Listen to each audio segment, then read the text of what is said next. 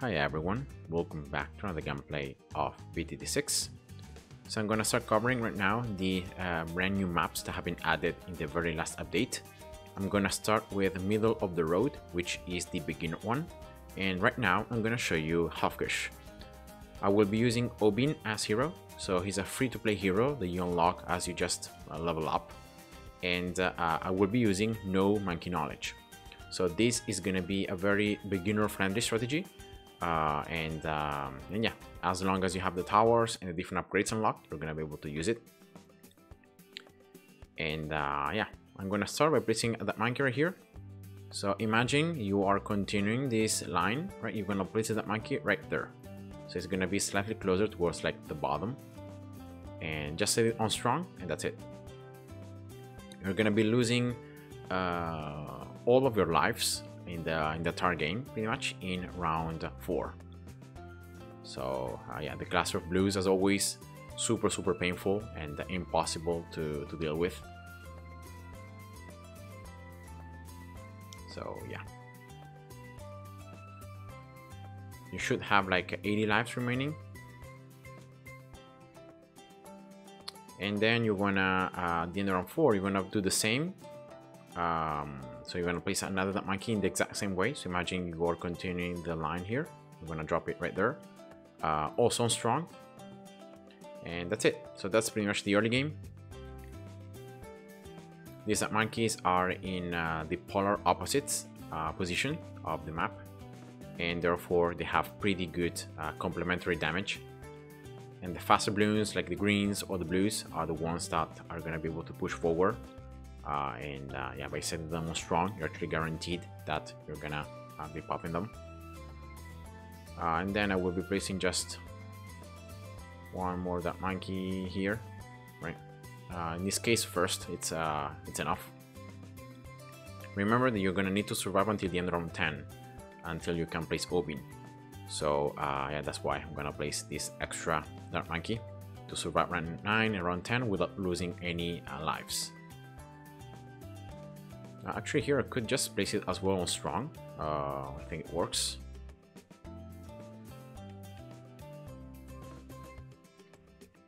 And that's round 10. So at the end of this round is where you're gonna sell 2 dark monkeys and you're gonna place Obin.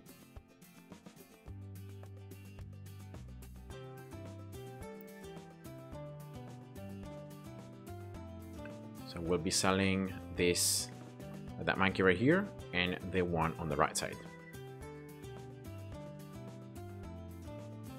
So this one and this one. So placing Obin closest to the top and to the left. So closest to this house pretty much and to the left side. Remember that Obin can attack through obstacles, and also Obin basic attacks can turn in the air and can go through obstacles. And that makes Obin able to, with his range, just attack this right side as well. And leave Obin on first. That's enough.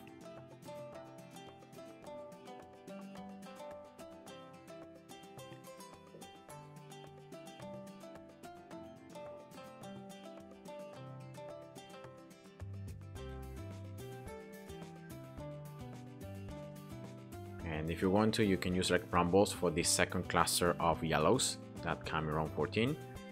And then you can afford a druid, set it on strong, closest to the top and to the left.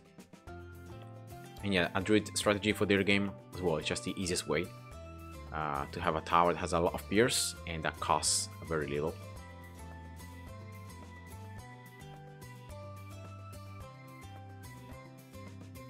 And now, in this case, because of how easy, in my opinion, this map is, you can avoid like going for a double druid, going for like a wall of fire, going for like that kind of middle game to reach round 40 and then be able to survive round 40. I think you can just rush, in this case, a ninja, and you can just start upgrading the ninja. So take a look just at Obin range, right? And see that Obin can reach until the middle of this square. So imagine this is I'm gonna place the ninja here, by the way, because otherwise I'm gonna end up like losing lives. So imagine this is a square, right? This is a rectangle. So I try to place the ninja exactly in the center of that rectangle. That's pretty much the idea. Yeah, once you have it pretty much in the center, right, just drop it. I think that's pretty much it. You should be in range of Obin, right? And yeah. So this ninja should be able to attack the left side, the middle side here on the top, the middle side on the bottom, and then also the left side. So it's a lot of different parts of the map that the ninja can reach. And you don't even need to have the ninja in a good position for good pierce because of the Seeking Shuriken upgrade. So that's why you can afford like to place the ninja in these weird spots, right? That normally would be good for certain towers, but for towers that just have, you know, straight projectiles, it might be very bad for the pierce. But yeah, because of this upgrade for the ninja, it's fine.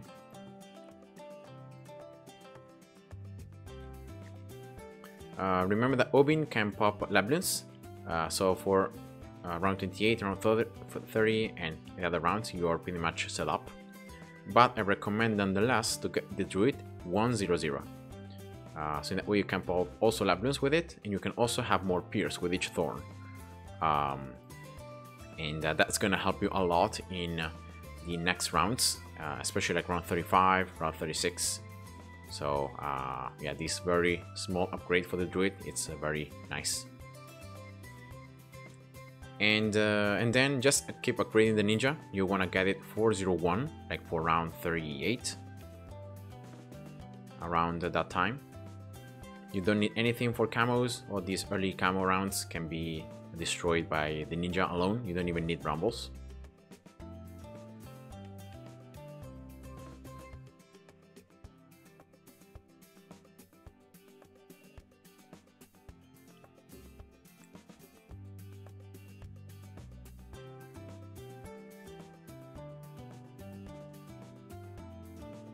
This is around 35.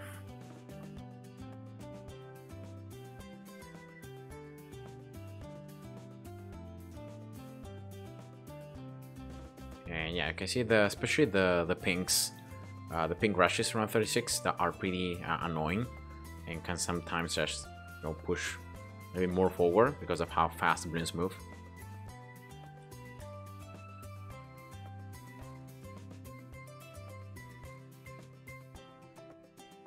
And again, these white camos at the end of round 37 can be destroyed pretty easily by a 301 ninja, so you don't even need something crazy. And that's the 401 ninja, round 38. Remember, as always, to try your luck in round 39 and start the round and then use brambles. Now, if you're lucky, in this case, I got very lucky and I got this RNG position with brambles. So I'm gonna get the Druid here 110, and I'm gonna also drop right here a glue gunner 110. All right. And now, why you're lucky? Because of the fact that these brambles are gonna survive round 39, and you're gonna have them for round 40. And therefore, for round 40, you're gonna have the ability to use another set of brambles. You're gonna have double brambles for the move-up. So you're gonna be able to pop it much faster. And then you have as well the glue gunner that can help you to glue those pretty much fast balloons like ceramics or the rainbows. And that's it. Like once you survive round 40, you can sell the glue gunner and you can keep on upgrading the Druid until you get it 130. So now you have the vines, right, that can affect the entire map. Just continue to have the Druid on strong so that you're always like targeting the balloons with the most layers. I'm gonna set that monkey and I'm gonna place her here a wizard. You should have enough room to place it. And the arcane spike has been buffed in the the very last update. And unfortunately the bomb has been nerfed, so the recursive cluster bomb. So that's why like I'm gonna show you this other strategy, the middle game with the wizard. The wizard also has some pretty nice range, so even if you place it like closest to the left, it can still attack this right side. So that's also a very nice thing.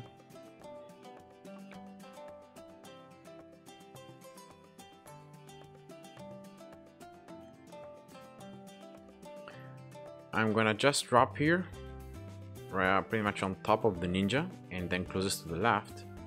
a Boomerang that I'm gonna start upgrading for round 63. Unfortunately, the next like key round to survive is round 63, and the 3 ceramic rushes. And if you want to avoid like using Obin abilities or depending on a bit of RNG and stuff like that, I just recommend to go for this 402 Boomerang that has been buffed in the latest update, and now can even ricochet out of like between obstacles. So yeah, it's even stronger.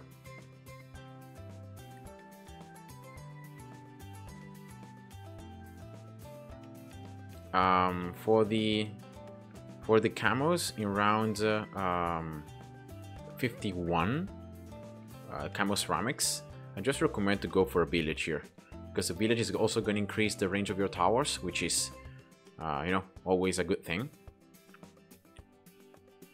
So yeah, for that reason I'm gonna go for this village, and I'm gonna start going with auto start. At this stage you don't even need to like stop through the rounds, just keep on upgrading your main towers and that should be it. Village 220. Then I'm gonna get the 402 Boomerang. Then probably I'm gonna get the village like 320, so I'm gonna boost even further the Boomerang, especially just for round 63 and 76 and 78. And then I might place I might start upgrading the Wizard, just saving up for the Arcane Spike, or maybe I can just drop an Alchemist. Like at this stage, once you have your core towers down, you can go for whatever strategy you prefer. Really, it's the same. If any Bloons can sneak through your first defenses, remember always you have the Vine that can affect the entire map, and then the Bloons are gonna come back and they're gonna be again in range of the Boomerang, of the Wizard, and of the Ninja, especially. So yeah, don't worry. Right, here we go. That's the Boomerang. Yeah, I think I'm gonna go first for an Alchemist, so that I can buff the Ninja, right? I can buff the Boomerang as well.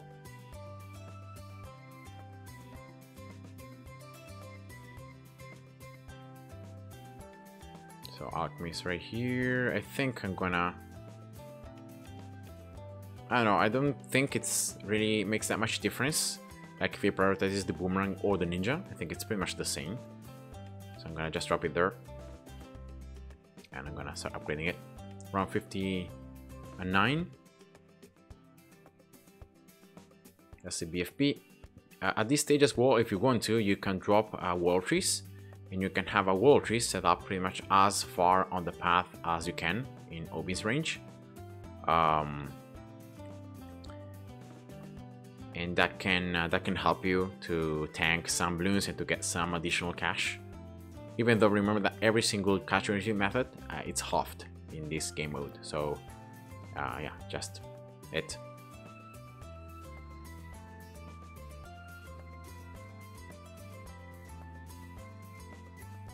That's round 63, by the way. But you can see with the Boomerang, with the ricochet effect, it's just super easy.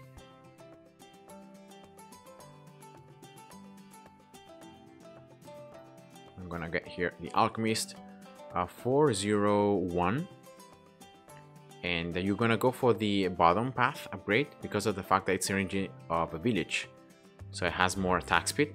So if you go for an Alchemist 401, you can actually buff 3 towers at once, so with a single Alchemist.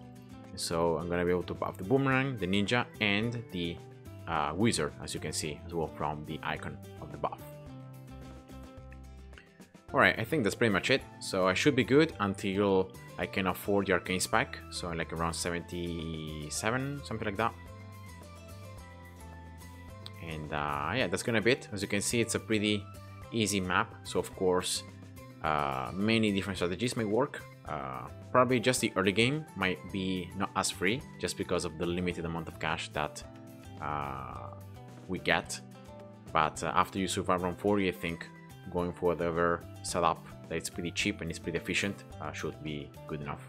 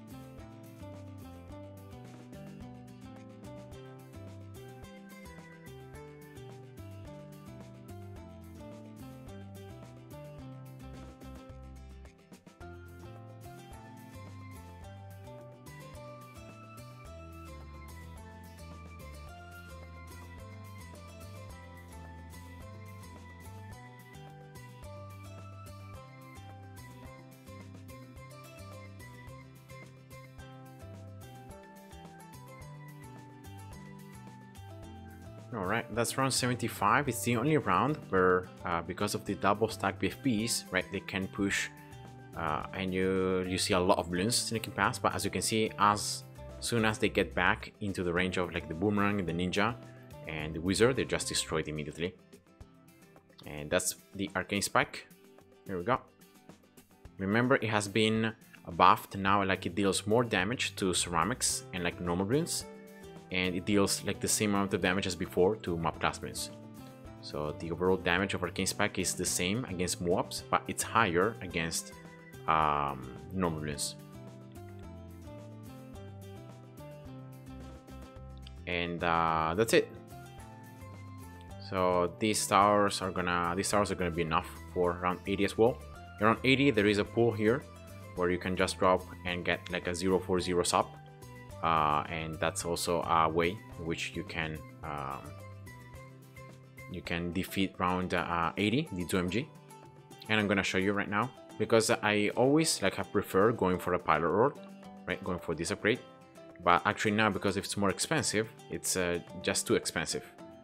Actually, like for round 80, just taking a look at the 2MG, even a 0-4-0 sub, it's enough. So you don't even need like a particular like the part lord more than the I don't know, first strike, just for any reason, right? It's even a lot cheaper. So yeah, that's just it. At this stage, you sell everything until you can afford it, and yeah, then you just use the ability on this MG, and that's it. So I hope you guys enjoyed. Thanks for watching, and see ya. Bye bye.